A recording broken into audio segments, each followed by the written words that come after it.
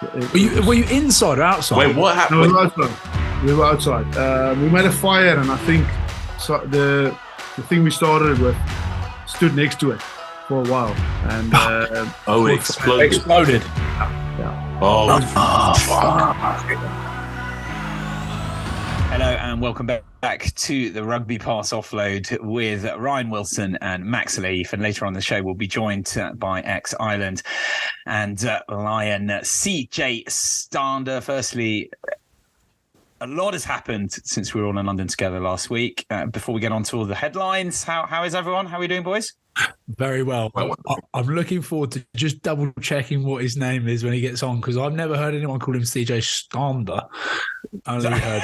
I've only heard people say Stander. But listen, I could be wrong. We get all the names wrong on here, and we're going to get slagged off again. Especially the ones of South African heritage. Yeah, CJ Stander. CJ Stander. Stander.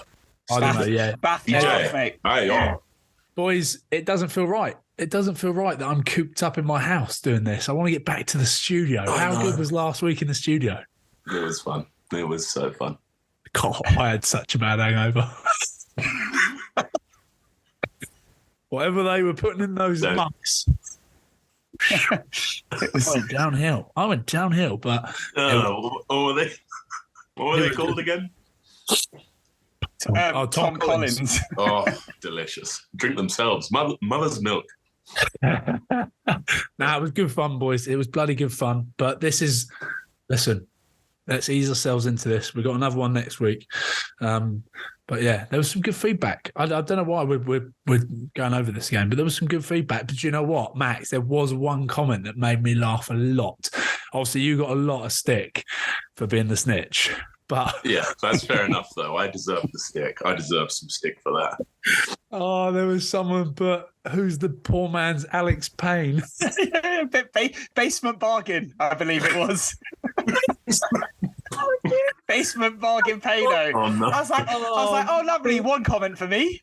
Do you know what? I go in there to find them. They're absolute gems. We need to get our watchers involved more. So anyone that listens or watches us, we need to give them an email so they can send us in. Like, I think challenges is going to be a way forward. That's got to be in the studio.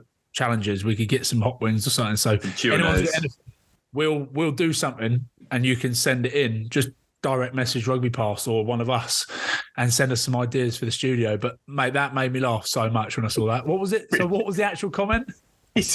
Bargain base. Who's the bargain basement Payno?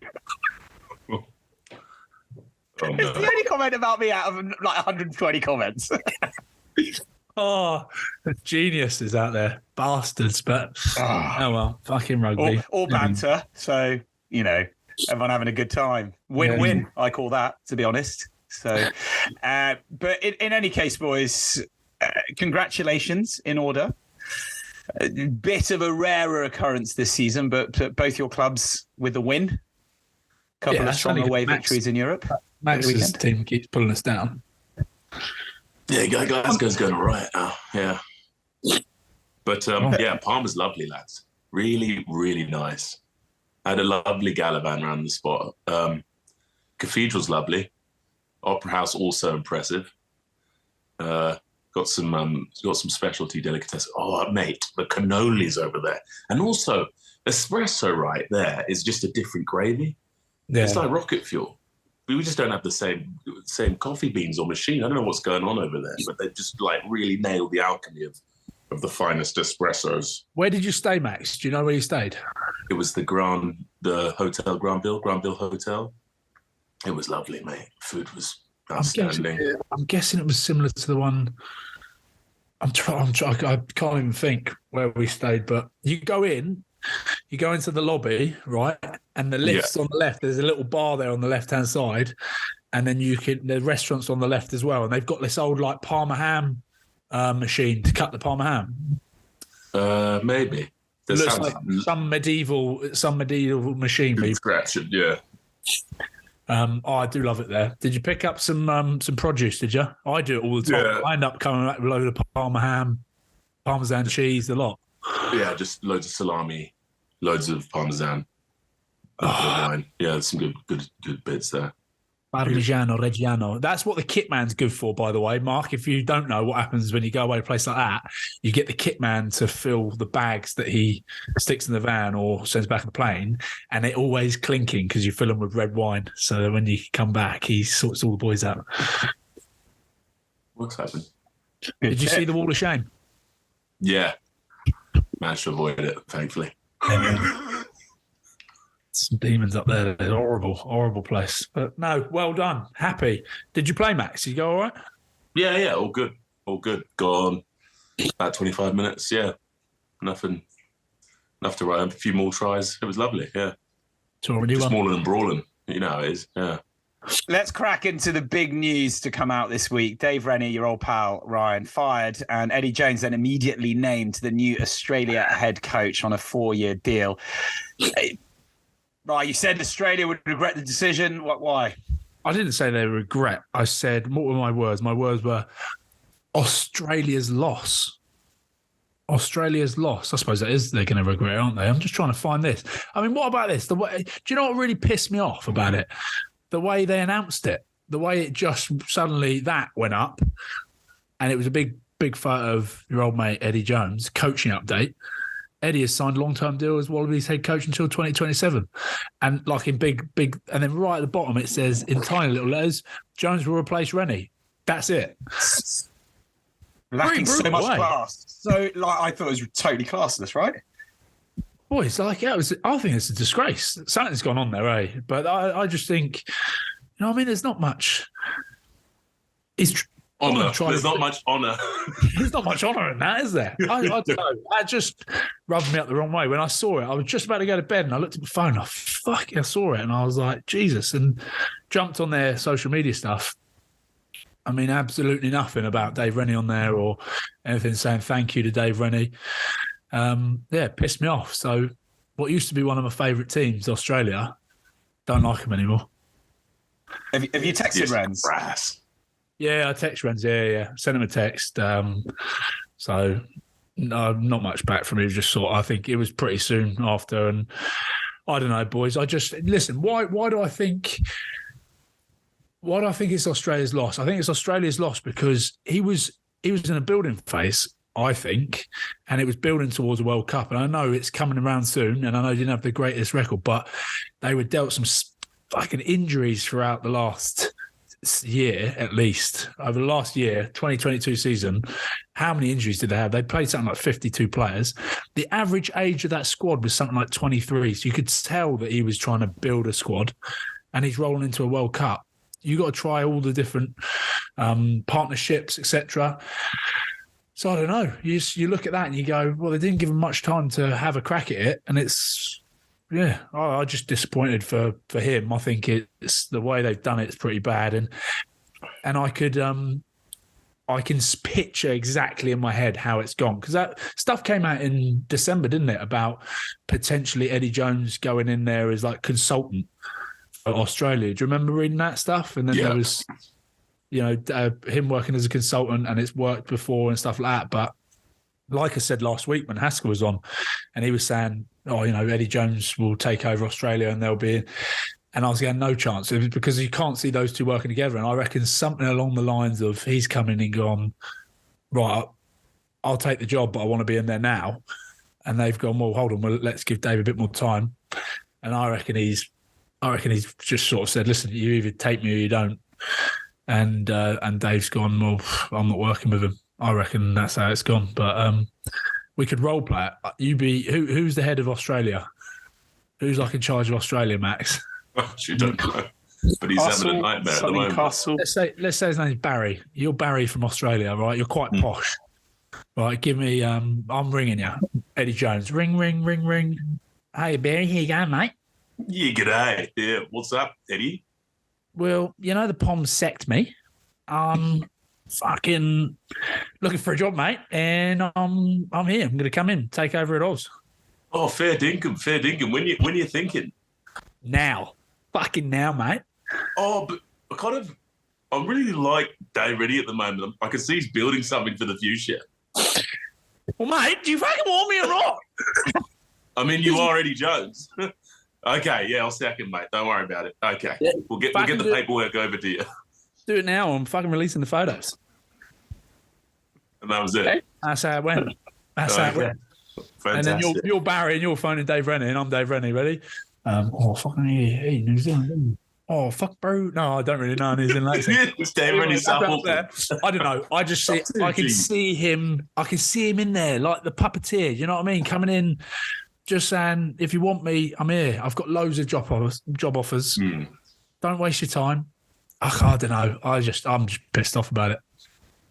Well, fair enough. I understand that. Max, let's get your side of things. I mean, made no secret that Australia are your second side, of course, from in blood, aren't you? Somewhat. Yes.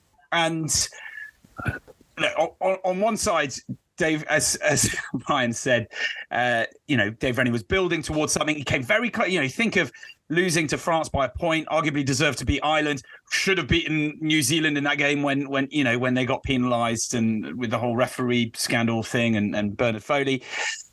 But at the end of the day, similarly to what we said with Eddie Jones, 2022, 4 wins and 9 defeats, their worst record since 58, record which tends to get most people sacked. Where do we see? Are you more confident that Australia have a better chance of winning the World Cup this year under Eddie rather than Dave? I think, playing devil's advocate, I think they do. I think Eddie Jones has a very sort of definitive approach to the game. Maybe it's like from what I've heard, it's like got really good short-term yields as well. Sort of like stressing players, keeping them on their toes, really, really hard work in the camps. And like with a young squad, he can where these players haven't really reached their ceiling, so to speak, he can really upskill them in a sort of accelerated fashion. So I think it could be something that they Wallabies will benefit from 100%. I don't know. I don't know why. Why do I think that Borthwick can go in and turn the England team around? I genuinely believe that. Maybe because he knows the players pretty well. But Eddie Jones has been away from the whole Australian scene for, 10 years? 12 years? 16 years, no? 16 years? 17 years of CO5, He's still back in there. Doesn't know the boys that well. I know that I know the boys had a bloody good connection with Dave Rennie as well. Those Australian boys in there. And I don't know. It's going to be interesting, isn't it? It's going to be interesting. I don't know. You get my point though with how Eddie Jones does the camps. I just think, especially just in this short build up to a World Cup, it actually might be a blessing. Yeah, I wonder. Well, let's frame it differently, boys. Eddie Jones doesn't get sacked by England. Does Dave Rennie get sacked by Australia? No, I don't think he does. No way. That's what I mean. That's why I think Eddie has more to do with this than Dave's stuff. Yeah, no, I agree with that 100%. Yeah, I'm not going to argue that. I think Eddie Jones now got this reputation for sort of turning teams around pretty fast. So he's got this IP, but could be slightly more mythic than it seems, this reputation, but he's done a lot with little. So that's a good question though, Mark. That is a good question. I like that. It's a good question. Very good question. And here's another question for you then, Max. Are the players that England have for the World Cup better than the players that Australia have for the World Cup? If you were a coach, right? You're not Eddie Jones, you're not Dave Rennie. You can pick England squad, Australian squad. Who are you picking for the World Cup to take in to try and win a World Cup? England squad. Listen, I a few good blokes over in the Aussie team, but I'm with you. I think England have more potential. I think they have a better squad. Yeah, they just have more. And he couldn't do the job with that. So why is he going to suddenly do the job with the Aussies? There's another good question. Jesus, we're good at this. I think there's a lot of variables at play there, though, isn't there? Because, when you've had a coach for so long, etc., stuff can get stale. The novelty sort of wears off, etc., etc. People get stuck in their ways. So I think Steve Borthwick's game plan will transfer well to England's strengths. He's probably just going to sort of upskill the set piece as a sort of emphasis around the game, and just crush teams with that pack and turn them into scary people. Maybe it is a good tactic. Suddenly it gives a shot in the arse. Everyone suddenly goes, oh, shit, I've got to now really impress. It gives all those players that have been outside the window, like not in contention, suddenly they're like, hold on, I've got a chance now. I've got an opportunity. I'm going to put my hand up and start playing well. Because some people do give up a bit of hope. They're like, oh, well, if he's in there, I've got no chance. So maybe there's something to go by here. With England, suddenly a lot of players that are on the outskirts coming in going, I can impress. I've got an opportunity. It's a bit of freshness. And the same with the Aussies. Well, let's talk about that and the squad announcement. Obviously, big players missing. Billy Vunipola, Johnny May, our old mate Jack Noel. But we've got recalls. And, Max has talked about Scrum. Dan Cole, back in. Ben Earl, who we love. Finally, Elliot Daly, what are your thoughts on that first Borthwick squad? I'm quite, I like what he's picked. There's some good stuff in there. Like, absolutely, some on-form, like Dan Cole definitely deserves to be in there. He's been playing class for ages. I'm pretty. He's not just his old cobber. He's not just his old mate. He's gone, oh, listen, he's on 95 Coley. Do you want 5 more?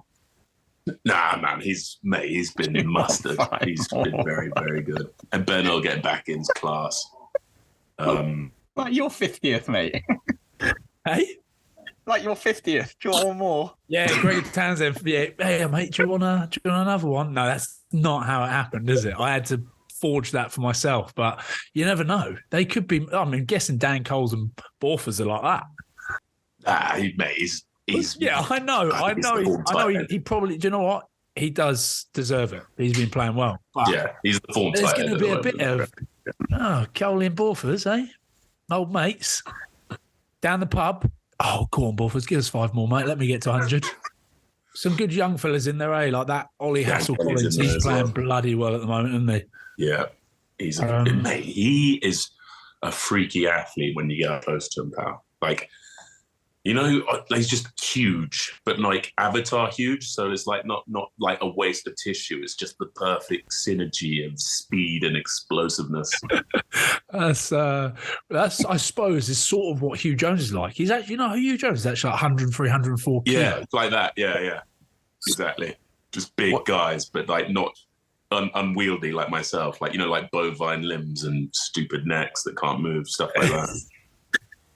Well, speaking of big guys, but with probably slightly better dexterity and tap dancing feet, our pal Ollie Lawrence, arguably one of the form players of the season. Yeah, well, let's talk about Ollie first. What the hell does he have to do to get another shot? Well, what other centres are in there? Dan Kelly's in there. He's been playing pretty good. Obviously, Steve knows him very well. So that's always helpful to get an insight. But I think he would have been was he in the coaching setup with Ollie Lawrence? He would have been, wouldn't he? Joe Marchant's in there. Yeah, he's been, you can't not pick Joe Marchant. He's unbelievable. Owen Farrell, because, who's the backs coach that he brought in from Quins? Nick Evans. Nick Evans. So do you know what I mean? Does he have a overriding factor when he brings in people like that Murley fella? Is he going to pick Marcus Smith because of that? Because then you put Owen Farrell into the centres, don't you? So interesting with who they pick. But you think with their connection at Quins, you'd expect it, wouldn't you? Borthwick has to trust his backs coach, and it'll be down to his decision, I reckon. We are delighted to be joined by ex-Ireland and Lions star CJ Stander. Thanks for joining us. How are things? Where are you at the moment? Yeah, thanks, man. Thanks, Mark. You actually got my surname correct there. Well done. This is what we're saying. Hey, there it is. There it is. I've never heard anyone say CJ Stander. I've always said Stander, but that's it. Mark's nailed it. Exactly. Sounds like my dad, so well done. Nice. They took the piss out of me before the show, CJ. What were you calling Skulk?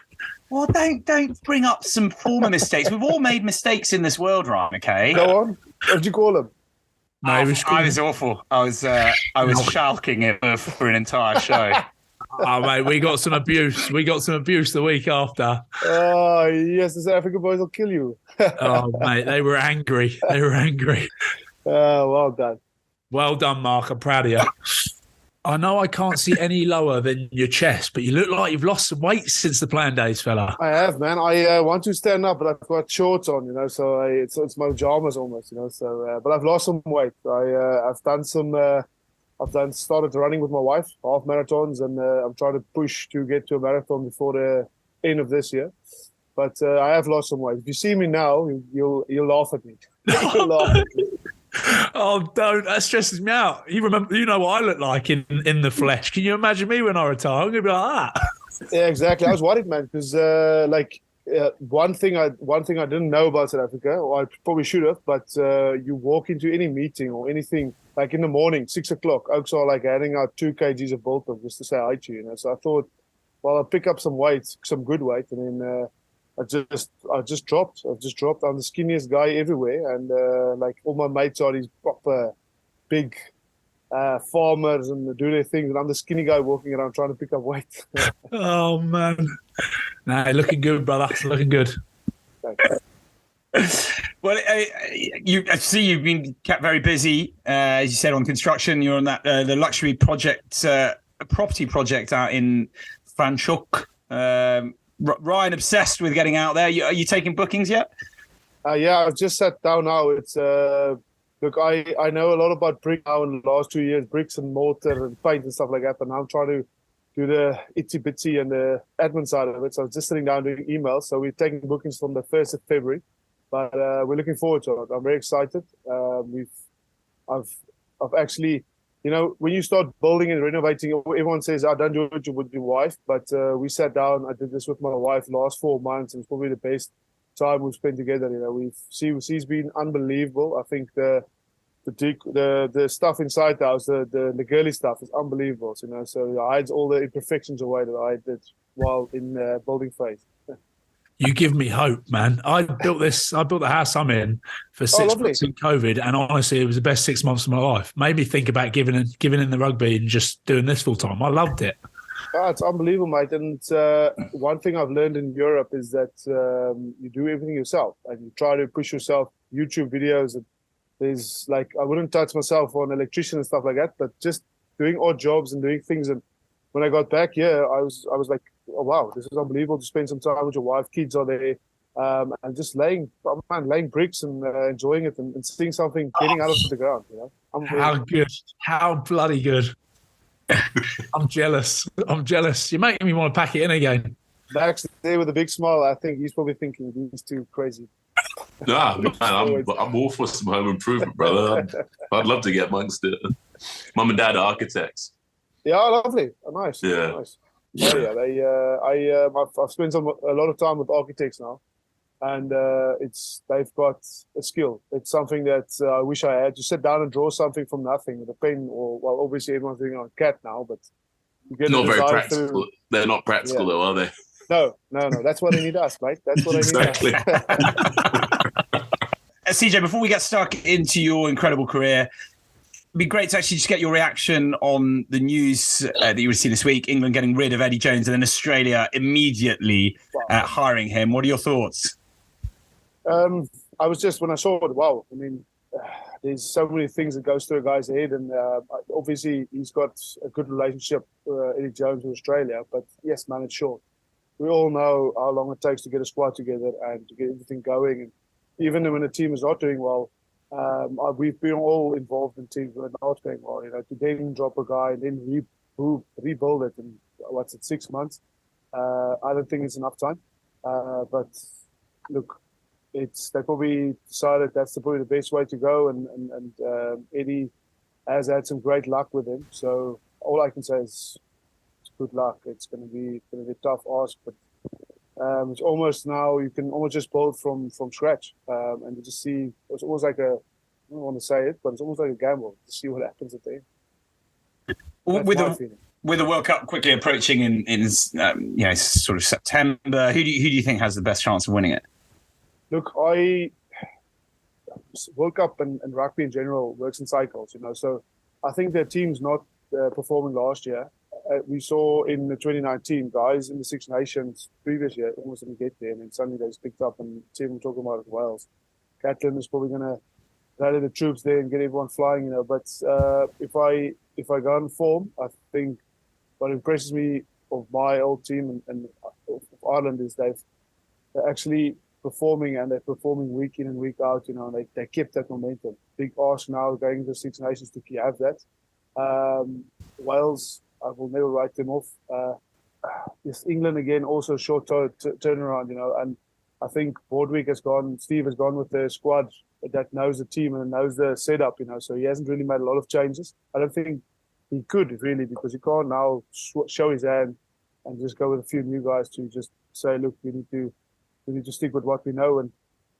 But if you want to say top 3 teams, I'd say Ireland for sure. I want to say New Zealand, but I don't think they've had all the big games they used to have in the Super Rugby, so they always do well. We'll never throw them out. France for sure, playing home, and then South Africa. It's a physical game in wet conditions. Well, sorry, summer. I forgot about now. So I don't know. It's open for anyone. It's like, I don't know. My head is like a, I don't know, like an earthworm cabin almost, where I don't know who's going to go well or who's not going to go well, because there's so many changes. If this gives me an anxiety to just think that a coach is coming in 6 months before you're going to one of the most important world or stages in your life, you know. So it gives me an anxiety. So good luck. You're right. I've completely forgot about Gatland as well. We were talking about it just before. Yeah. We were saying, you know, bringing a coach in last minute and Gatland as well. Yeah, you forget about Wales as well. Maybe there is something in it. We were saying that it will keep a lot of players that are outside and on the fringes. It'll give them a little bit of like hope and maybe push them on a bit to perform and do well. So I reckon there's something in it, boys. I reckon there's something in it. I mean, most importantly, ahead of those predictions, CJ, you know, will you be singing the Irish national anthem or the South African national anthem during the tournament? I will always be an Ireland player and Ireland supporter for the rest of my life. You know, it's I've spent too much time there, and I've spent too much blood, sweat, and tears, and spent too much pints to not do that. You know, so I'll always Ireland's call and Ranavin will be my anthem. Guinness coursing through his veins. Probably get shot outside. I'll probably get shot outside the gate tomorrow, but I mean, that's that's what I was going to say. You're a brave man. I thought you were going to say, depends who I'm watching it with. Exactly, no. But CJ, why did you retire so young? Or at that very moment, you know, was there not the temptation to you know, go play in France or Japan, or did the Irish tax rebate scheme make you mind up for you straight away? Look, I could probably have played another 4 years. I've said this before, and I think when I said it, everyone said, "Oh, well, he's going back to South Africa to play for the Bulls." And take all the money away, take all the teams away, take all the fame away. I've had this discussion with a few guys. The last year I played, I just couldn't get my body to a place where I can perform. And it started in the gym. It was literally like I walked into the gym, and something I used to do, I used to love power cleaning, and I just couldn't get over 80, 90 kgs. And I just had this lethargic feeling. Spoke to dietitians, nutritionists, and guys to look after my mental and mental being, and the coaches in general. Everyone said, just take a break. And I did for a while and came back, and I just realized my body's done. I've always wanted to play. I never want to be a hassle in a team, or someone should say, is he still here, or is he still in the Irish setup or the Munster setup? And I just realized against the Harlequins in the European Cup in January, I just said, I'm out of this game completely. And it was a few games before that. And I went home, had a bottle of wine with my wife and Johan van Graan that evening. I said, I'm done. And they almost fell off their chairs. 32 years old, just started against the Harlequins, played one of my best games. And then that they just said, take time. And I just realized that week again, and the weeks leading up to the Six Nations, that I'm not going to get back to my peak, and I don't want to waste people's time. And I just said, I'm at a happy place where I am, and that's it. That's all. Do you regret it at all, or did you regret it like soon after? Never. I haven't. So I'll say never now. It's 2 years later. like still now going to the gym, it's a weird feeling, Ryan. Hopefully it doesn't come across your way, but it's just I just can't get my body to get to a place where I'm obviously getting older and I have to take it easier. But in the gym, and we played a memorial game for Peter Vandenberg, and it was like I was just retired a year, and there was these 40-year-old guys, overweight. They just there for the fun, and I played that game, and that same feeling a year later, after me running half marathons, just came over me again. And it's tough to say it, but I just didn't have any love for the game at that moment. Like it was just gone. The feeling was gone. So would you say it was more psychologically that led it as well? Yes, or would you say think Max. Yeah, Max. I think what first gave up is my body. I played a lot of games, and if I look back, I've played 80 minutes most of the time, and I was proud of that, and I'm still am. And then my body told my head that, look, mate, it's like I'm a strong-minded guy where I could tell my body just to do anything, and even take a small thing, a synesmosis. I did my synesmosis, and I was back in 12 days to play again. So I could push myself to do stupid stuff, but my head just said, nah, this hole is too deep. You're not coming out of this. And I had to find other things, but look, I haven't regretted it since. Probably when I watch the games on weekends, I do miss mates. I do miss the pints after the game. I do miss international games where you go swap a jersey and you have a chat with someone and just to talk about life in rugby. I miss that, but I mean, I've got some other friends and other things that keeps me busy at the moment. That's what I miss. That's what I think, and I picture this in my mind. Working on a building site, you can almost replicate that in a way. Where you get the boys and the camaraderie, a bit of hard graft, and then enjoy a few beers at the end of the day.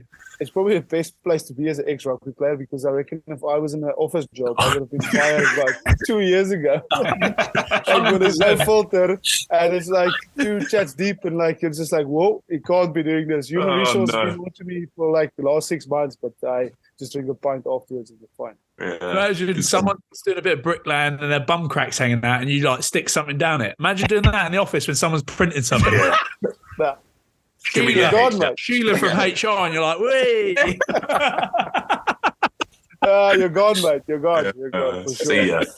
CJ, let's put your school days under the microphone. That's not what I'm trying. Wow. Let's put CJ. Let's put your school days under the microscope. You went to Oakdale High School, where you. See, we're talking about starting to dominate the rugby circuit later on. We've heard from other South African players on the show. The schools had tasty initiations on the rugby side. Can you reveal to us what yours involved? In school? We had this... so I was in an agricultural school, and we had like this, almost like a woods, like a forest where you would have to go in, and then it's like an obstacle course.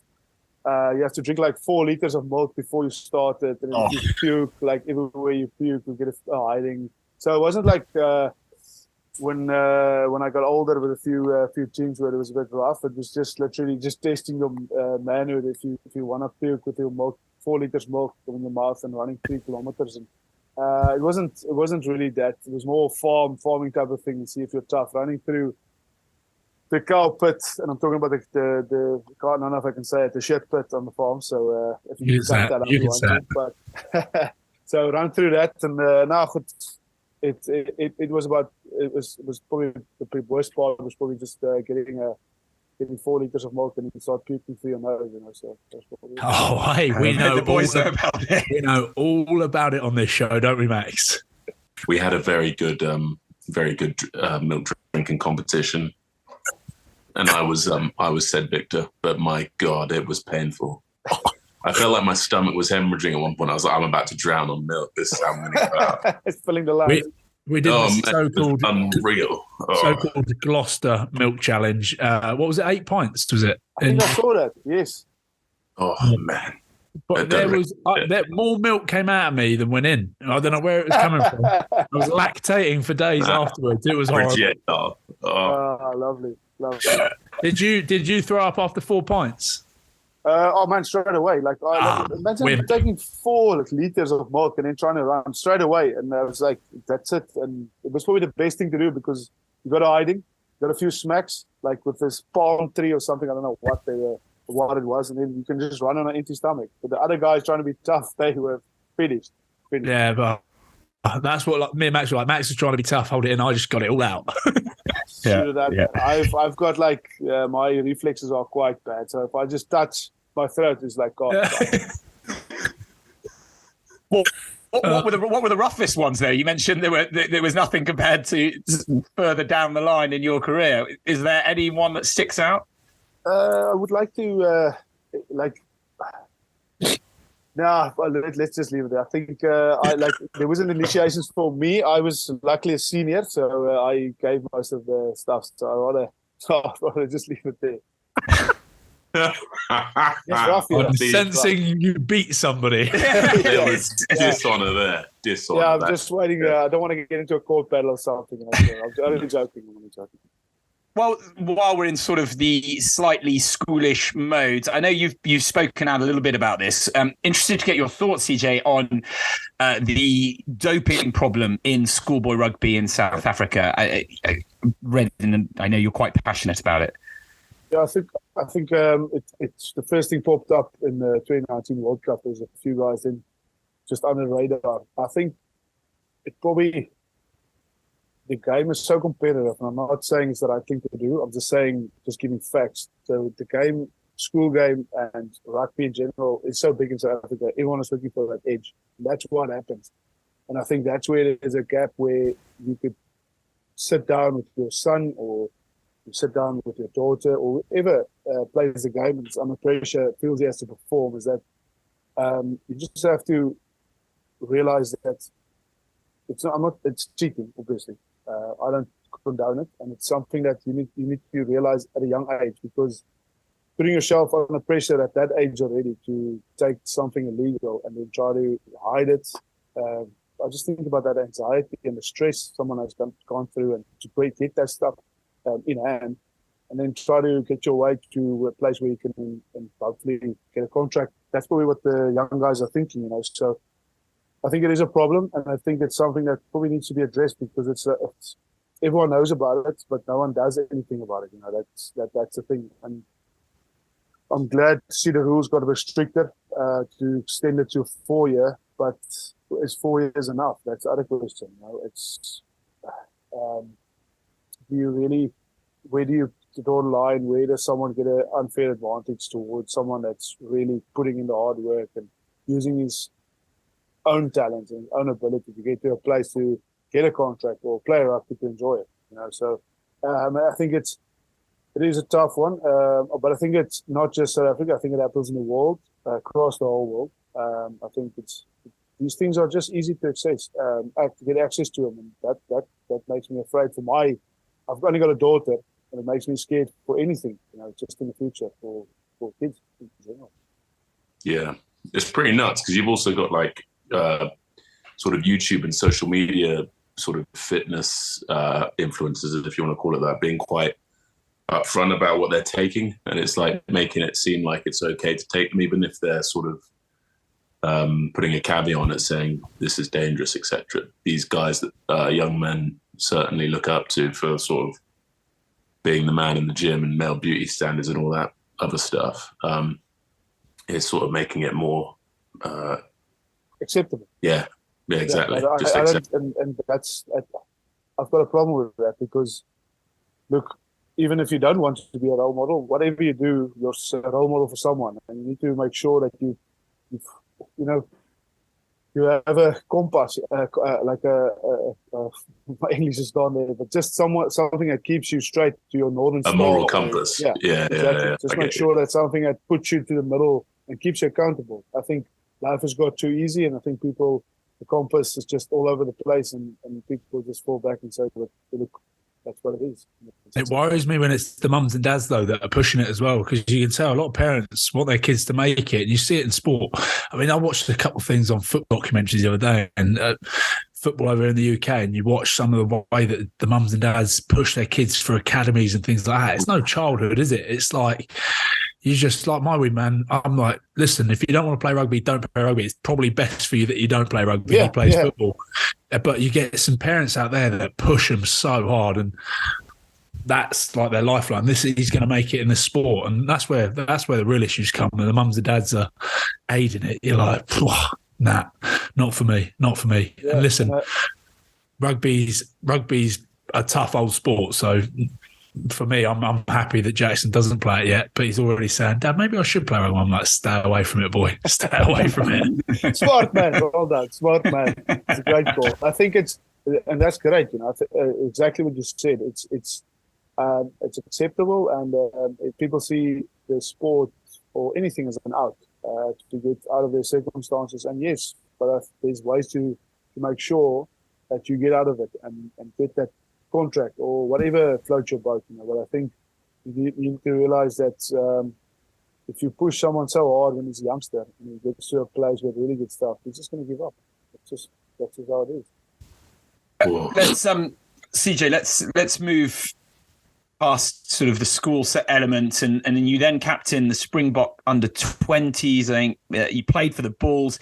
Didn't seem to really get a fair crack of the whip or a fair run in the side over sort of 2-3 years, but you did get a call up to train for the Springboks in 2012 ahead of the Rugby Championship. Didn't make the squad, but is it true that you were told you were too small and that you needed to change position or become a hooker if you wanted to play international rugby? Yeah, you got it spot on. Well done. You've done some reading. It was a funny one. I played all the years, played loose forwards and did my thing. And I got to, again, new coaches came in, new director of rugby. I was playing Super Rugby starting, and I was playing Currie Cup, and I was playing with the likes of Piers Spies and Dion Stachman, Dale Potgieter, Daniel or so. And I thought that, look, I'm in the squad, I'm actually starting, so I've got a decent chance at the whip here.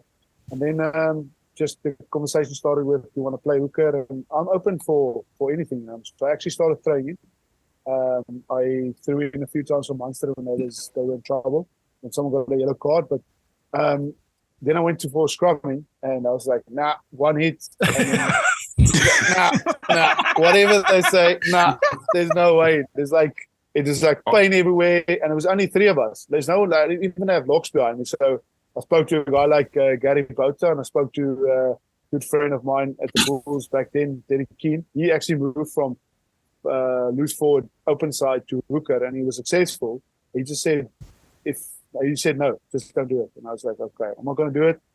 I had a few discussions while I was still playing, and then yes, I was told to move position because I couldn't get bigger. I mean, what do you want? You want me to go use steroids, or you want me to go on a traction bed and pull myself to get taller? And so what happened was it's just contract time. Contract time came around, and I did get an offer. I'm not saying I didn't get an offer, but I actually got less than I was on. And I was still a junior playing senior rugby, but I got less of a contract. And again, my dad flew up to Pretoria and said to the coaches, look, it's easy. He's wasting his time. He's coming to the farm. I was like, nah, I don't want to do this. Please, I'll take it. No, I'm only joking. I'll play hooker. Put me back in there. I'm sorry. But a guy I actually work with now on a daily basis, Sean Payne, he came to Munster to South Africa to look for a winger. Saw me playing against the Cheetahs in a warm-up game, and he just asked me if I want to come over. We had a discussion. We flew over in June. We sat down at the Johannesburg International Airport, and yeah, that was it. Spoke a bit there. Spoke about he was playing for Munster as well. He was the manager then, and I arrived the 1st of November, 2012. Yeah. So CJ, was it? I mean, it's almost by, not luck, but that's a very small. Somebody watches you in a very small, and it says, "Come and do this," and literally you then end up, your life, your career, international British and Irish Lions based on what is effectively just a moment in time. Yeah, I think it is luck. Thinking about back, they flying over to South Africa, and then in that, while they were talking to me, I think 3 or 4 loose forwards actually retired. So they needed someone. They actually then came over and said, can we just buy a contract out and fly over and let you start playing? And I think, again, literally, like so many things had to fall into place. It's scary how the world works, and that I was ready to go and to make that decision because, again, my family has a farm. I wanted to go farm also, and I want to look after them. And I'm a family guy, that's why I retired. I want to be close to them and go pack my bags, literally, €1,000, pack my bags, tell my girlfriend back then, she's crying because she's thinking it's the end of the world. I'm trying to propose to her, and she's like, I don't know what's going on. And pack my bags and then fly over to Limerick. And I haven't even been there. So things had to work out perfectly. And it was probably, and that's where I realized when it comes to decisions, I've got a simple rule. I write it down, positives outweighs the negatives. Boom, there you go. I don't mess around and sit on my heels and wait for things to just say yes or no. And there you go. You hear stories like that though all the time. I genuinely believe, like 9 times out of 10, it's luck. It is luck. It's simulation theory. Go on, give me that, Max. Yeah, the Matrix. You're in the Matrix, bro. If you're bringing lizard people out again, I'm having trouble with that. Max, Okay? he's starting to rock again. He's rocking. Yeah, he's rocking, exactly. We're all in land. Stop it. No, not now. Oh, again. I know. We're on a Everything good happens thing. for a reason, boys. I genuinely believe that. Everything happens for a reason and things fall into place. And sometimes it's, if you're in the right place at the right time, things work out. So it's amazing how many times that happens, though. Well, with that in mind, CJ, you mentioned, farming family, speaking Afrikaans, challenging adjustment period, potentially arriving in Ireland with lack of English. Things happen for a reason, but can you tell us about a nightmare experience that you had on a cork night out a couple of days in? There's 2 great stories, and I'll tell them quickly. The first one is, so I'm in this hotel, so limited English or limited capabilities of communicating. So in a hotel, South African boy, not very shy. I didn't ask questions, and no one thought they should tell me. But anyway, so I arrived at the hotel. I want to save money. I go to training every day. I eat like a shitload of food at lunchtime. Like I'm literally 4 plates deep because I know I don't have food tonight. So I went to the local Spar or whatever in Eurospar, and I bought 2-minute noodles. I don't know, like noodles, like Japanese noodles. In this, like it's, I don't know, it's no name. It's just in the corner there, the cheapest ones I can find. It's literally this bale. It's like 32 packs and 24 eggs. So I realized I can have 24 meals with this. So I go to the hotel, cook the kettle, pour the water into the noodles, and then cook the egg in the kettle. So I'm doing this for like 5 nights, 10 nights, staying in a hotel, not to spend money. As I walk through the lobby, guys are eating like ribeye steaks. I'm thinking, I'm in trouble here, but I don't want to spend money because I've just got a new fiance, and I want to get a house and rent things and get a car. Anyway, so the manager fetches me at the hotel. I've organized with one of the guys there, Mike Sherry, that I'm going to live at his place rent free or whatever free. I just said everything needs to be free. There's a can't pay. I'll pay you later. So before he picks me up, I go down to the reception. So the lady at the reception goes, Did you enjoy the stay, sir? I'm like, yeah, it's nice. She goes, did you enjoy the spa facilities? I'm like, no, I think I thought I had to pay. She goes, no, it was all free, jacuzzis, and, all the standard European hotel, jacuzzis and all those things. I was like, swimming pools. I thought, okay, unlucky, but that's fine. I'll come back. And then she goes, I didn't see any charges in your room, so did you enjoy the complimentary breakfast, lunch, and dinner? Oh. Bad. I knew that was coming. Bad. That's heartbreaking. Bad. Sending the receipts for the noodles and eggs at least. No, mate, from then on, like, I'm room servicing every hotel I stayed. But that's brutal. Like, when I told the manager, like, he had this disgusting look in his eye that I didn't ask him. He was like, what the hell? What's wrong with you, man? Just ask a question. What was the second story? You haven't anyway, noodles and eggs. Yeah, I lost like 4 kgs. I arrived there like 112. They write these massive articles about this big South African. Next morning I walk in and I'm 104 kgs. They're like, wow, something's wrong here. This guy's just being shipped back here. Being a killer on the chopsticks. Like, exactly. He got vitamin deficiencies. Yeah. Anyway, so the lads, they tell me that, so I stay with Mike Sherry. He's like, oh, we're going to do 12 pubs of Christmas. So I'm like, I don't know what the hell this is, but we're going to go down to Cork. Like, awesome. Get in the car, drive down. He's like, I've got accommodation. Like, we're going to go to this one place and then next, and the club is sorted. I'm like, yes, this is like, I'm with the boys. I'm learning to get with them and chat with them and just get the language and lingo. I think it's important to have a culture in the team, and I'm jumping in fully. Anyway, have a few pints, like, I think 12 pints of Christmas. It will turn into like 6 pints per pub. And then anyway, we got to this club in Cork. Had a great night. Literally, probably one of the best nights I had with the team. And I remember walking downstairs, going for a Subway or something, getting outside, and I'm trying to go back inside to the club. And the guy goes, where are you going? I'm like, I'm with the team. Like broken Afrikaans, English type of thing. He's probably thinking this guy's a Russian or something like that. And he goes, you're not allowed back in. I was like, but like the guys I stay with, and I was like, you don't understand the guys I stay with upstairs. And he's like, no, you're not going back inside. And he goes, like, tell me to piss off. I'm like, okay, well, anyway, there we go. So I get to this taxi, and the taxi driver, I jump in, and he's from Nigeria. So I'm like, wow, I'm like Africa, my man, here we go. So I can't remember the address, the street address where I'm staying that night. So Cork is about two hours away from Limerick. I don't know how to get there. I don't know where the keys are. I don't have anyone's numbers. I don't even have a cell phone. Literally 3 days into the stay in Ireland.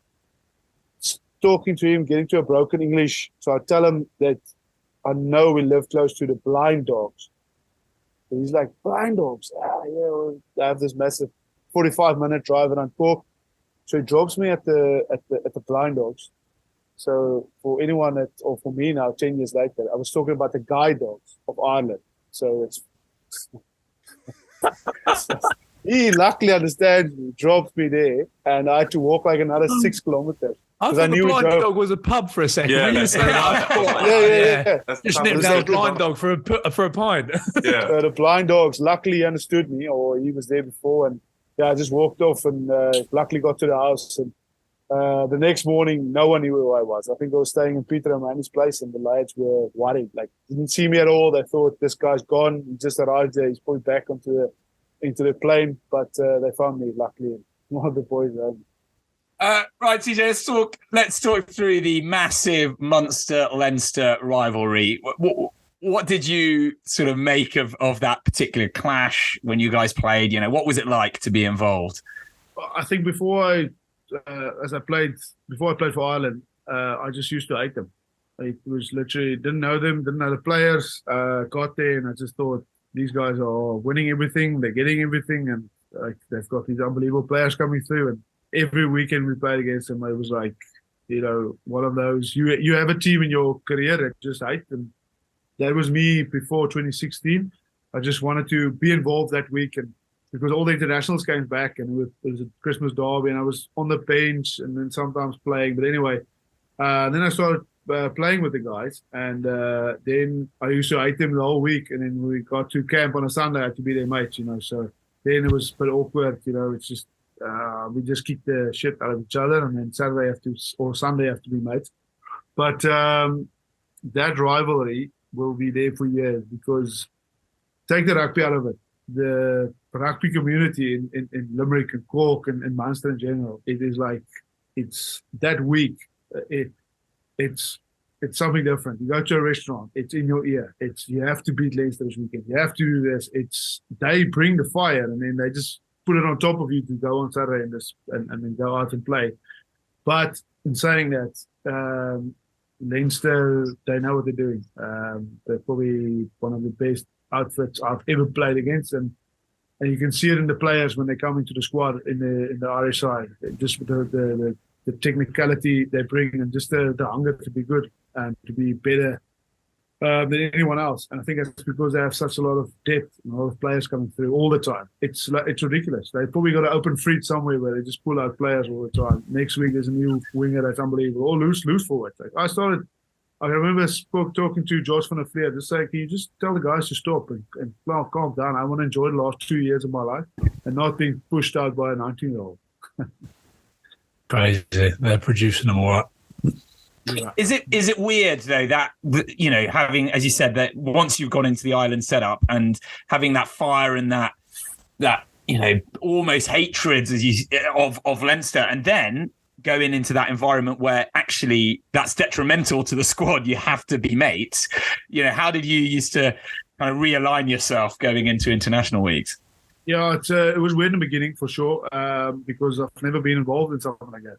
When I was the Bulls and the Stormers were our rival team, we had the same feeling, but I never mixed in the Springbok squad, so I didn't got there. And, I think Joe Schmidt back then, I loved him as a coach, and he just brought another level of intensity. So everything was out the door. As you arrive there, you forget about everything because you have to be zoned in all the time.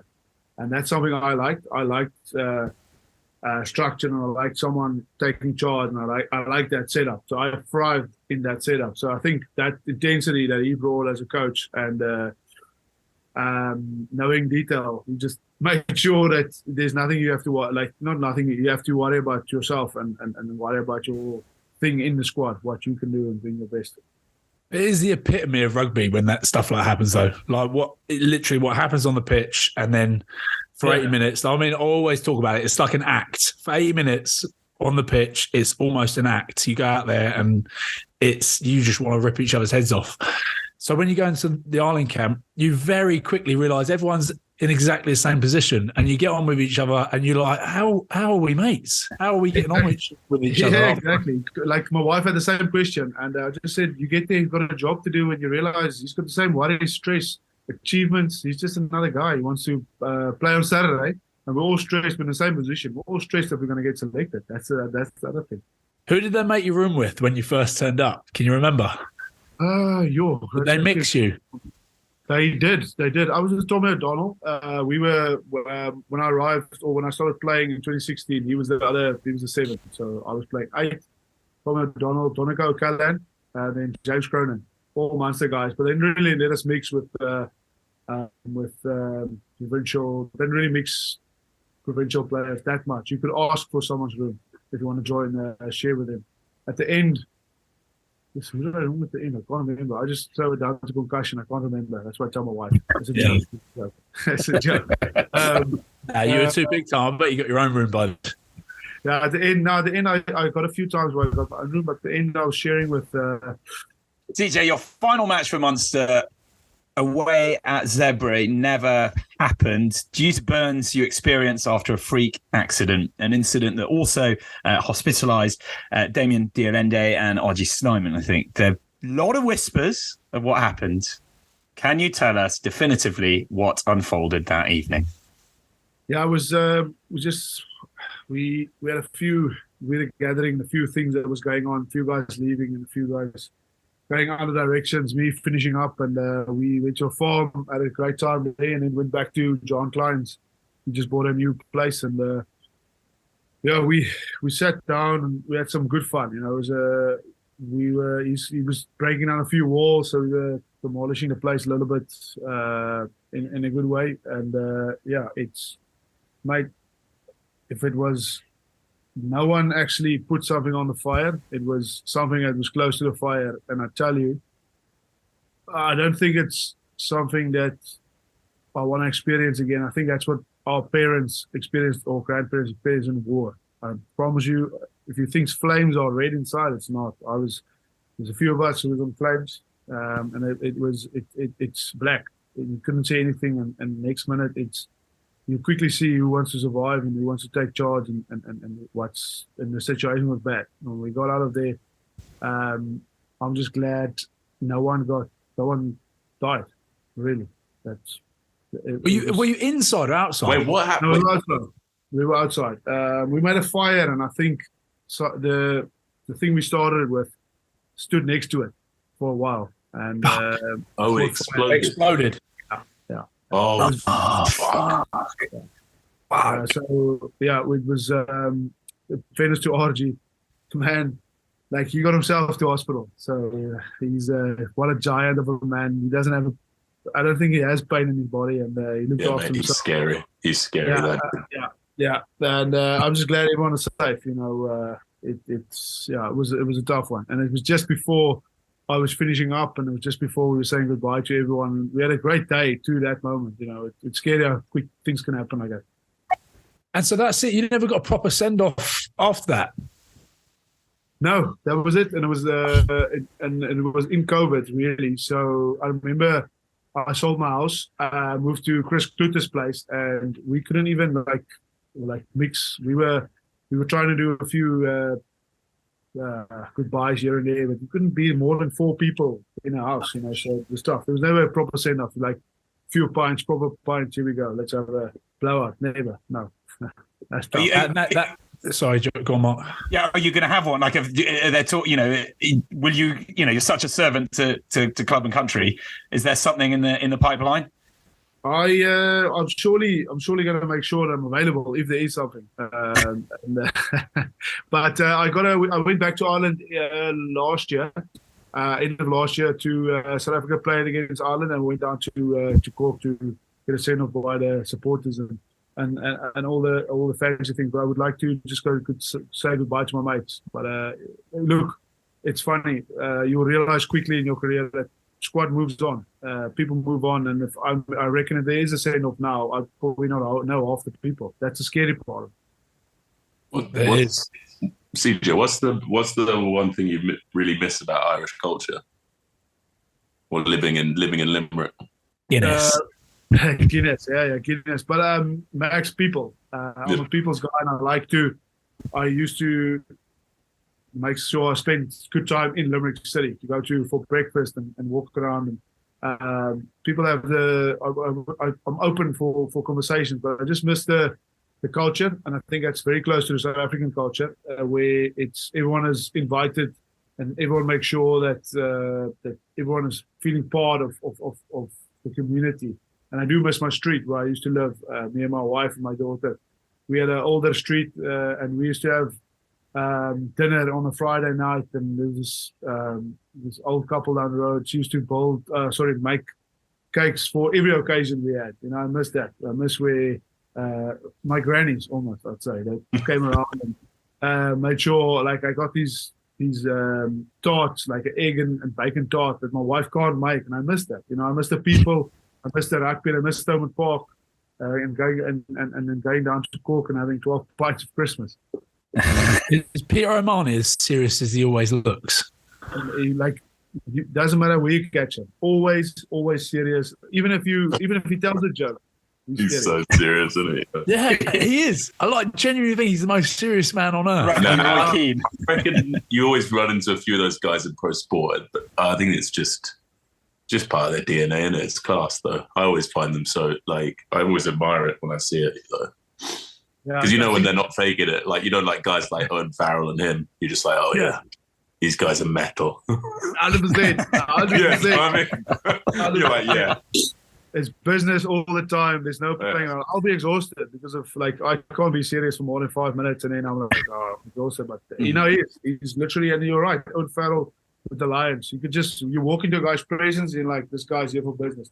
Another guy that I work with at the Lions, Steve Boardwick, just the guy who's coaching now. He's like, he's business, man. He just walks into the room and he's business. There you go. He's here to fuck shit up, and that's what he's going to do. I can imagine you getting into like Peter O'Mahony's garden, because he loves his garden, like touching one of the flowers and just chopping your hand off or something. Like, is he a big? Is he? Mate, he's a gardener, isn't he? He loves his garden. He loves his flowers. Yeah. Big gardener. Like, he's got a patch of grass. I reckon it's probably in better shape than any 4G pitch, I'd say. With the scissors. Yeah, man. We had this thing where we were gonna maybe jump over the fence, Zeebs, and we're gonna put. We had this massive plan, Keith Earls, and we just said, lads, we'll probably get killed. Like, he literally, come to us, just kill us. Yeah, exactly. Yeah. Exactly. Yeah. No, don't mess with the garden. Don't fuck my garden. I can imagine it, man. Yeah. Well, let's finish off now with our quick fire round. First thing that comes into your head, CJ. Best player you've ever played against? Well, I mentioned him earlier. Jos van der Flier. There you go. Yeah. I just think the way he approaches the game and his professionalism is I've never seen it. Best player you've ever played with? Paul O'Connell. Ollie. Biggest fight you've witnessed in training? Sure. I've heard about a good few. John Klein and Peter Manny, Cape Town. We were doing a training and it was like, I've never seen two grown-ups go like that against each other. So, yeah. He had it in for me, Big John Klein, for some reason. I don't know why. He didn't like much. You're a knob. That's why. I'll ask him. Every time we played Munster, he was the one like, fuck, he just wanted my eyes out of my sockets for some reason. I'll ask him. He'll surely have a great explanation. He's a great man. I'm sure he does. Biggest enemy in rugby? Player, wow. Oh, man. That is biggest enemy. Just on the field. Yeah, no. I'm just thinking, like, if I don't think you would probably not know this. I'm just thinking. Who really got under your skin? Yeah. Maro Dojo. That's it. We're gonna put it out there. Doesn't matter. Even if we had a preview, we got on the mess. And it's because that's the way he plays. So Maro, yeah. Yeah, I'm surprised we haven't had him as much as you think. It's usually a 9 that gets it's the 9. Yeah. But we used to catch each other in the breakdowns all the time. Yeah. Who's the 9 who gets mentioned all the time? They all do. Dixon. Oh, Dixon. Yeah. Lee Dixon. Lee Dixon. I haven't had him that much.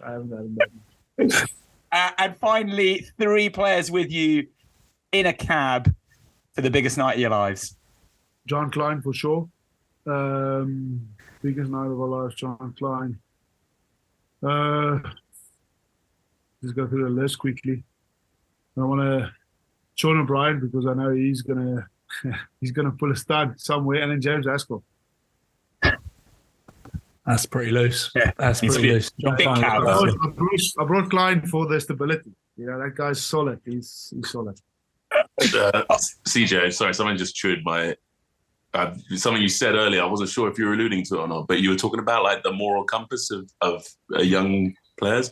Do you think there's a moral compass problem sort of with younger people at the moment?